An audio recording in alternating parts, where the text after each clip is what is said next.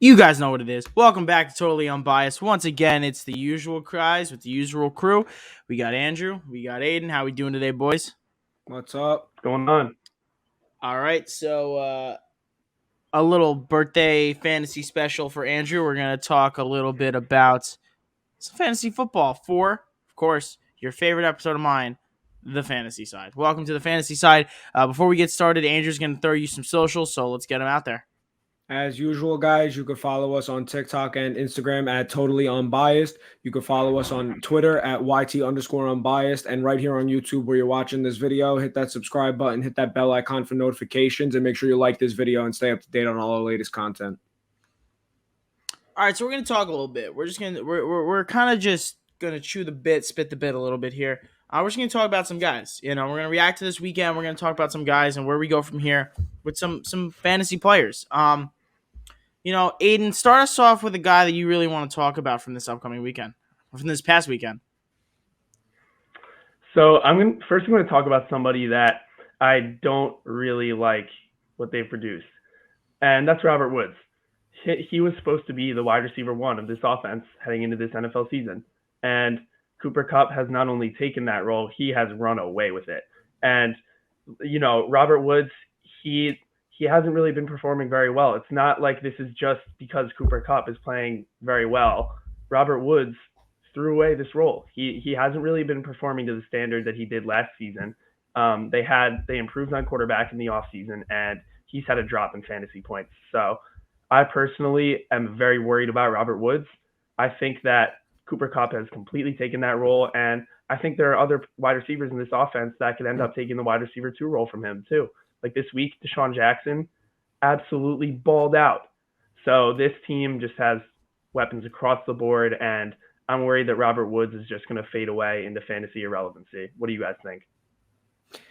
Yeah, you definitely made good points because Cooper Kupp had a good game, and it's not even like Robert Woods was then the next guy to start popping off on that team. Then Deshaun Jackson came out of nowhere and had a great day, and Robert Woods was still irrelevant. So does that make him the wide receiver 3 on this team? I mean, Cooper Kupp and Matthew Stafford, the chemistry that they have developed this quickly is pretty amazing to see. I mean, I love to see it personally, but as someone who has Robert Woods on their team, like for someone who does, it's definitely a scary sight to see. Or for a guy who thought Cooper Kupp was going to be a mediocre wide receiver and possibly traded him away.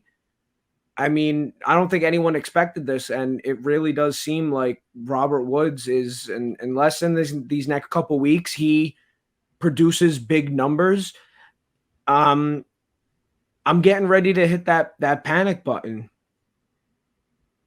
So you know that old song? How did it go? Oh, 1, 2, 3 strikes, you're out. This is 3 weeks, 3 strikes. Robert Woods, you're out. Done.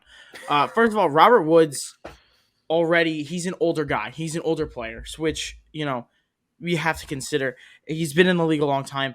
And for Robert Woods, personally, for me, I never really liked Robert Woods because I don't think he has a high ceiling.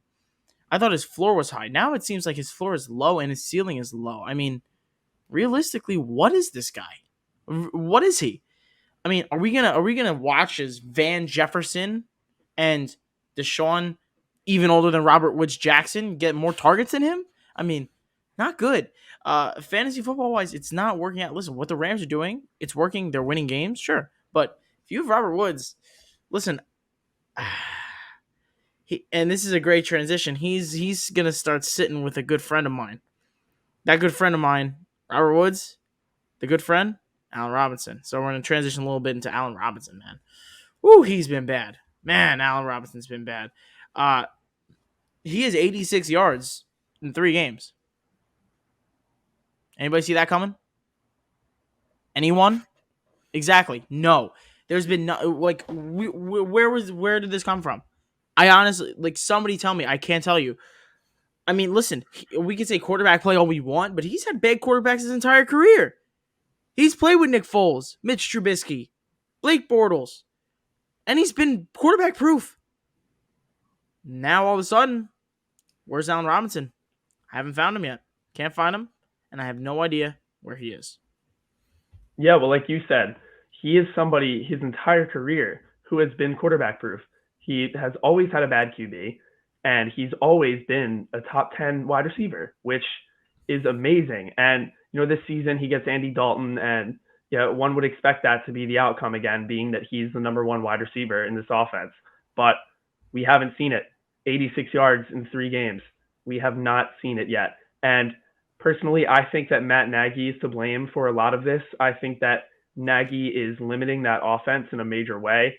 They brought Fields out this week, and everybody expected that to be an air raid offense. That we thought there'd be tons of deep balls, tons of other just massive, massive gains throughout the entire day, and we didn't see it. And Matt Nagy is to blame for that. So right now, I am very worried about Allen Robinson. I'm benching him or possibly throwing him in the flex if you still want to gamble on him booming somehow. But I don't like him right now.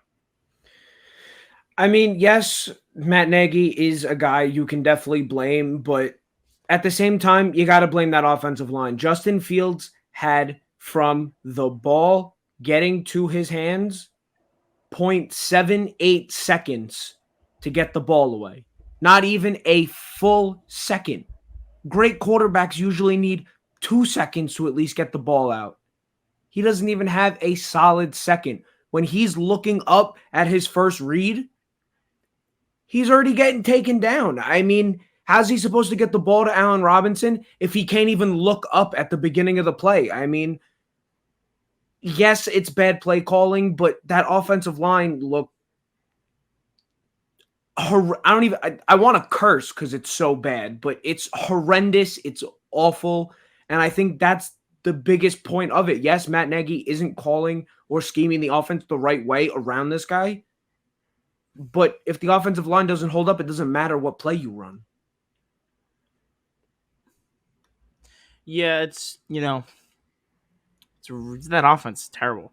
I don't know how Nagy still has a job, to be honest. I really don't. It's confusing to me, frankly. I mean, he's not been good. He made the playoffs last year, sure. Extended year. What were they, 8-8? Come on. Not good. He's never been able to do with the quarterback. He's going to find himself being a coordinator next year, which any team is lucky to have him as a coordinator, I think. But head coach, he's not been good. He's not been good. But we want to talk bad O-lines. Andrew's got a guy who runs behind a really bad O-line he wants to talk about. Yeah, I mean, Najee Harris. Yes, it is a bad O-line, but from the fantasy perspective, I still love this guy. I mean, I want to pull up the exact numbers right here. I mean, he had 28.5 points as a running back and didn't even have a touchdown. This man had 100 receiving yards as a running back. He was the leading receiver for that Steelers offense. I mean, I find that to be absolutely insane. I really don't know. I can't remember any other time where I saw a running back put up stats like that with not a touchdown. But the fact he had those in the first place when they have all those receivers, I know they have Deontay Johnson out with an injury, but they have other guys who could catch that ball.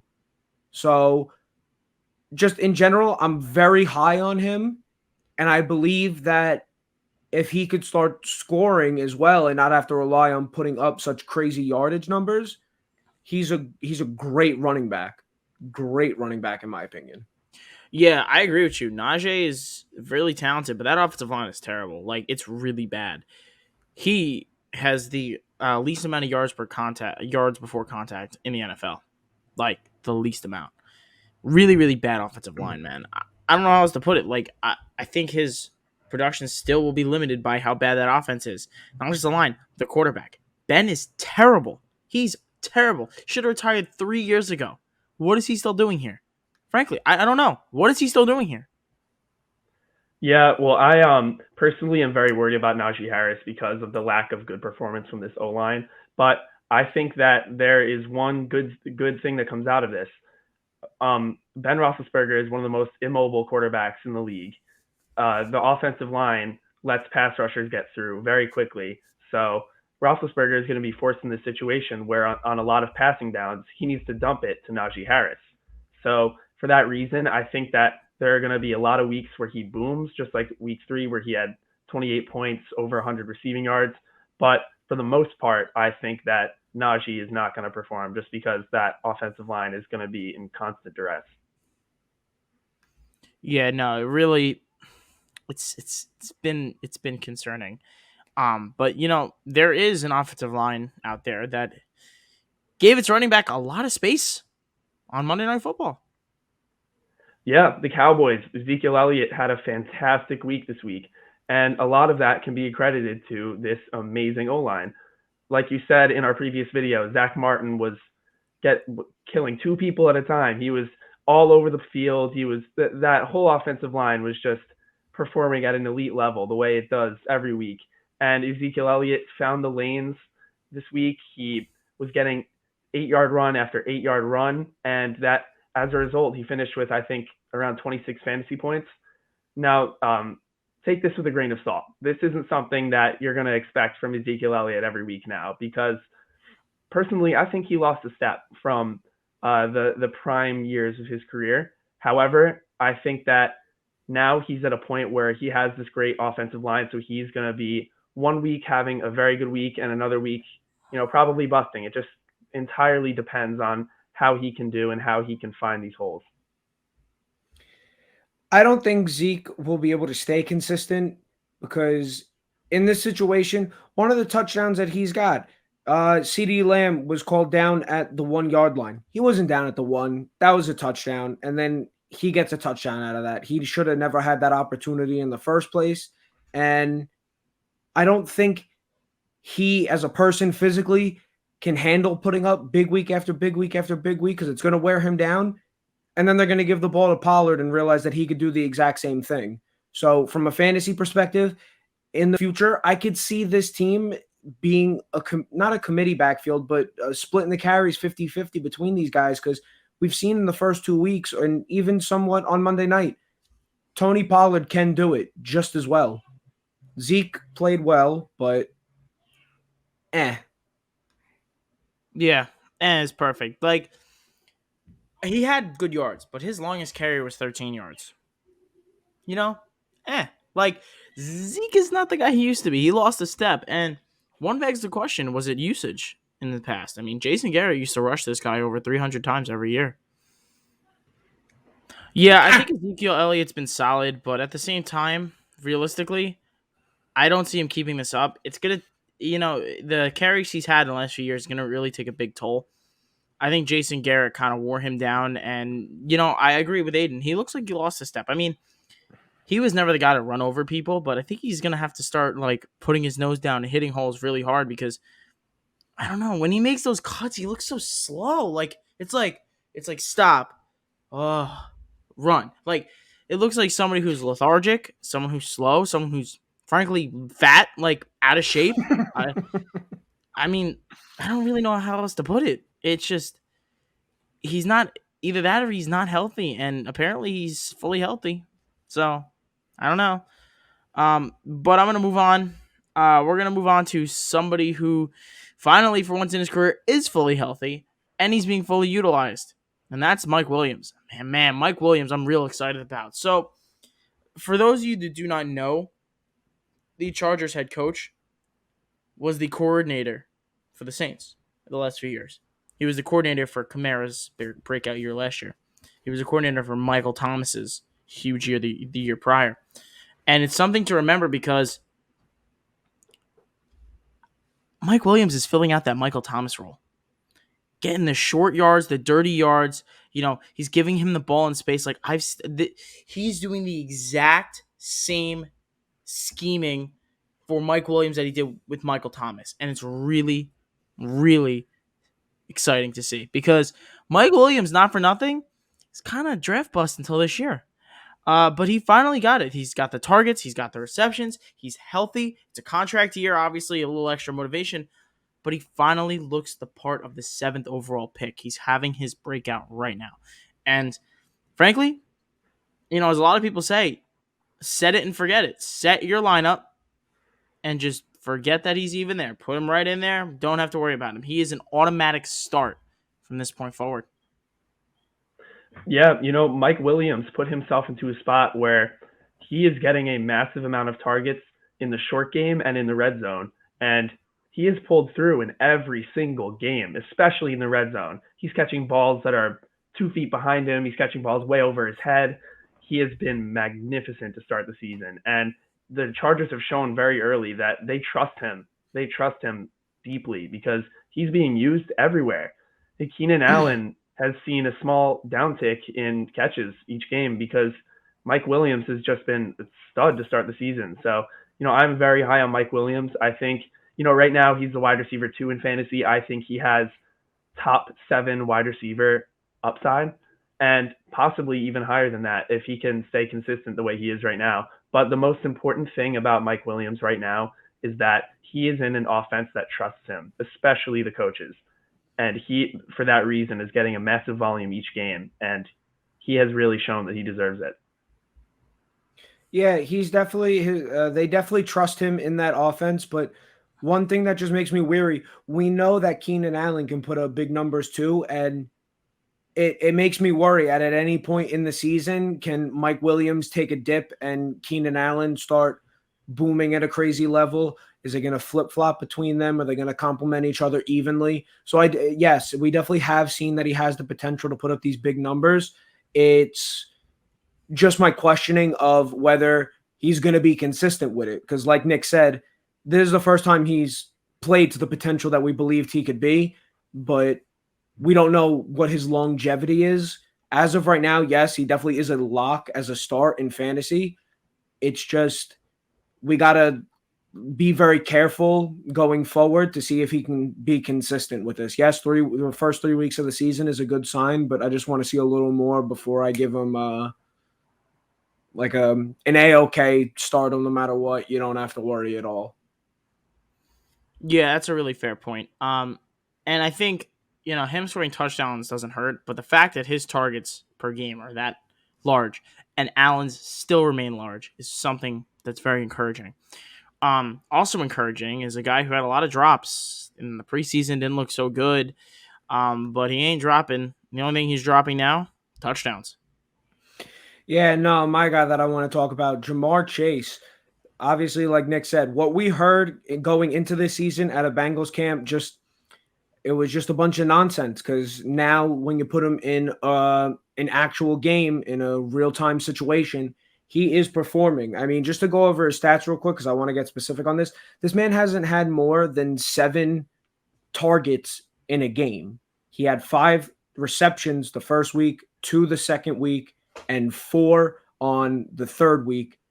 And he had a touchdown the first 2 weeks, and then this week against Pittsburgh, he had 2 touchdowns, and he's only had 1 game over 100, and besides that, he's below 60 yards.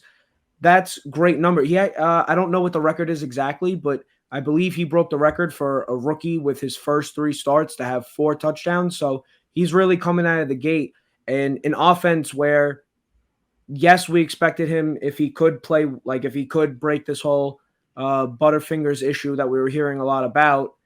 You still have T. Higgins and Tyler Boyd in this offense, but I'm not saying he's the number 1 receiver, but he definitely shows potential that him and that Joe Burrow connection is something to just look forward to down the road. Because, I mean, games in the future where they play Jacksonville, Detroit, the Jets, Pittsburgh again, I mean, those are all defenses that he could have good games, and he'll still probably do good against other defenses because they're going to have to cover not just him. They're going to have to cover Boyd and Higgins. They're going to have to watch for Joe Mixon because he played decent this week as well. So, I mean, Jamar Chase, I mean, for me, I mean, he's now a permanent start at my flex. He should have been these first 3 weeks. He sat on my bench for 3 weeks. I don't know why I didn't do it sooner, but for anyone who has him, he's a flex start no matter what. Yeah, I have nothing but good things to say about Jamar Chase. He has shown early on that him and Joe Burrow have a better chemistry than Joe Burrow and any other receiver on this team. He, like you said, he hasn't seen a massive share of targets, but he's still producing on a massive level for fantasy. And, the touchdowns are there, the deep receptions are there. Him and Burrow just have this amazing chemistry. So I think that, like you said, he's a flex play at this point, at the very least. And I think he only gets better throughout the season. Yeah, Jamar Chase has been pretty good so far. The touchdown's really important, but I'm not too comfortable playing him at flex until he sees an uptick in targets. Touchdowns are great, and they're really important for fantasy, but at the same time, you can't rely on a touchdown. You really can't. And That's kind of huge because if you got a guy relying on a touchdown score, especially if he's a wideout, it's concerning. But let's move on. We're just going to talk a little quickly Wait, about hold on. waivers. Real quick. I just want to say something. You're saying you don't want to rely on his touchdowns, but a guy like Adam Thielen, who was scoring a touchdown every game last year, a guy like this, he's so far. I mean, yes, it's only a small amount to look at, but 4 touchdowns in 3 weeks, a touchdown the first 2 and 2 in the second. And he did that against the Minnesota, Chicago, and Pittsburgh defense. None of them are top 5 defenses, top 10 defenses. And he plays plenty of those going throughout the season. So, I agree with what you're saying. You definitely don't want to rely solely on touchdowns. You're not going to score every single week, every single time. That's just not a realistic thing to think of. But, I mean, he definitely shows that with the small amount he gets, he can produce because he gets targeted on those deep plays right to the end zone. He definitely can produce. It's just the matter of fact is these were big plays. I mean, outside of, I think, 2 of his 4 touchdowns, or no, actually 1 of his touchdowns, they were all big plays, and big plays can come and they can go. They can go just as fast as they got here. And the problem is, when you're relying on a guy like this to score touchdowns, you're missing out on other options. When he doesn't score a touchdown, his performance, instead of looking like 15 points, looks like 9. And that's a problem. And another part of it is to, you bring up guys who score a lot of touchdowns like Adam Thielen. It's about volume. And again, Thielen's volume is big. Jamar's is not big. And I would really have a tough time starting a Jamar Chase over a Chase Edmonds. I'd have a really tough time doing it personally, and I wouldn't. I really wouldn't. All right, so let's move on to waivers. We'll just talk waivers really quickly. I want to hear from you guys. You guys have any specific targets you think the people should talk about this week? I think the hottest waiver wire target this week is Chuba Hubbard. He's being thrown into this situation where, he's going to see a massive amount of volume going into week 4. McCaffrey goes down with a hamstring injury. He's expected to be out for at least 3 weeks. So many people see Chuba Hubbard to be this guy that Mike Davis was last year, where he's thrown into this situation where he gets the same amount of volume and he produces at a very big level. But I am not entirely sold that Chuba is going to be able to do that right off the bat. I like him as a waiver wire target, but I think the hype has gotten far, far, far out of reach because it's going to take him a couple weeks. He's a rookie. It's his first year in the NFL. So he's just going to take it's going to take some time for him to adjust to a starting role. So I give it at least 2 or 3 weeks before Chuba is a startable player. What do you guys think? I mean, I definitely think it's going to be a little bit quicker than that because so far we've seen that this Panther defense can hold their own. They're playing pretty great these last 3 weeks, first 3 weeks rather. And if Carolina is up, they're going to start running the ball, and that's where he's going to have his time to shine. He's going to have that's all him at that point. They go up by two scores, 3 scores early in a game.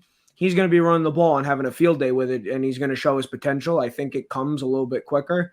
And then real quick, speaking of another running back, Cordell Patterson. I mean, I did not see this coming at all, but real quick, just because I want to make sure I have the numbers right. I mean, in the last 2 weeks, 24 fantasy points and 16 fantasy points. He did that against Tampa Bay, which doesn't really have a great pass defense. And he did against the Giants, but I don't even want to get into it because it's the Giants. But I think he definitely seems to be a receiving back, and he could get a good amount of points down the stretch if you need a guy on your bench just in case somebody gets hurt, if you don't have a cuff to one of your starting running backs. I definitely think that's another guy you should look at picking up if you don't get Hubbard. Yeah, so first off, Aidan, you said you need weeks. You don't have weeks with Chuba Hubbard. It's now. It's now or never. If you're picking him up, you're starting him. It's simply put. Most of the teams that had Christian McCaffrey, he's in the Christian McCaffrey role. If you had Christian McCaffrey, you were probably 2-0, and now you're probably 2-1. You're not getting Hubbard unless you already had him on your bench. So, realistically, everybody's got their claim set on Hubbard. Is it really even worth it for you to put all your chips in on Hubbard when you know you're not going to get him? No. So obviously I'm not going to talk about Chuba Hubbard. He's not the guy that you should have your sights set on this week. Andrew brought a really good point with Patterson. It's weird. I don't understand their offense. I don't. But what I do understand is Patterson's been better than Mike Davis. Mike Davis has been lethargic, kind of not really non-explosive at all. Patterson's brought a little juice. Do like what he's been doing. But Chuba Hubbard is the guy that whoever's in last place, if you do last place, or if you have auction now, this is more for people who do auction waivers. Should you be spending most of your salary for the year, whatever you have left, on Chuba Hubbard? The answer is no. And I'll tell you why. The answer is no because the fact of the matter is, why waste your entire salary when we all know, Christian McCaffrey was not placed on injured reserve. He wasn't. So that means he's coming back within the next 3 weeks, most likely. So if he's coming back, there's no point in wasting all your balance on Hubbard. Now, if you have McCaffrey, then that makes sense. Waste your remaining, auction salary on Chuba Hubbard if you have McCaffrey. Otherwise, I wouldn't. I think it's a waste. Waste of time and waste of money. And, frankly, we're all going to be looking to pick up somebody else off the waivers. And that guy's Cole Beasley. Pick up Cole Beasley. What are you waiting for? 10-plus points in every game, including 11 targets and 11 receptions last week. What are you waiting for? Pick up Cole Beasley. He shouldn't be on your waiver wire. If he is, it's a joke. Cole Beasley should be the number 1 waiver target this week. Not Chuba Hubbard, Cole Beasley. Because if you need a flex player, wide receiver with a high floor, it's him. Hubbard is most likely only getting 2 weeks of action. And if you're doing auction, is it really worth your salary? Probably not. That's really all I got to say on the matter. But this video is running a little long, so we're going to cut it right there. So thank you guys for watching Totally Unbiased, the fantasy side. This has been the 4th episode. Again, check out all the videos we got on the channel. We got this one coming out right after Totally Overreacting. Tomorrow we have Fan Fight, and we have Who Wins, Who Loses coming straight to you. So stay tuned, be ready, and remember, we're totally unbiased.